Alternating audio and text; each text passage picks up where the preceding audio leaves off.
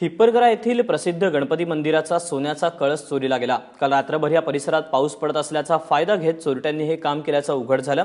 तब्बल 25 तोळे सोन्याचा कळस चोरीला गेल्यानं परिसरात खळबळ माजली। घटनेची माहिती मिळताच तालुका पोलीस ठाण्याचं पथक घटनास्थळी दाखल झालं।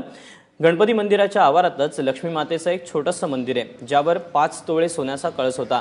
चोरट्यांनी हा कळस देखील पळवायचा प्रयत्न केला, मात्र त्यात त्यांना अपयश आल्यानं त्यांनी अखेर गणपती मंदिराचा कळस चोरून नेला।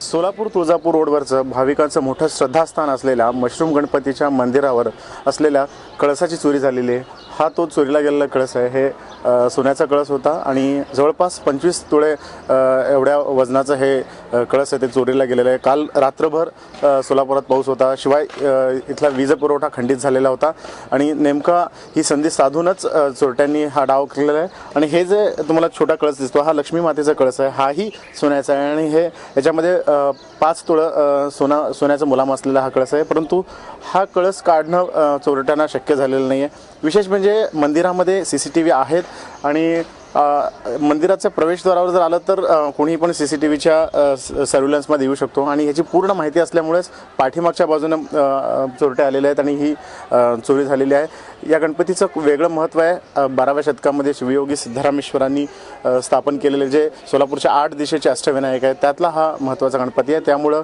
भाविकांच्या श्रद्धाही दुखावल्या गेलेल्या आहेत। पोलीस पथकही दाखल झालेले आहे आणि या संपूर्ण घटनेचा तपास केला जातोय। अयूब कागदीसोबत शिवकुमार पाटील, ABP माझा, सोलापूर।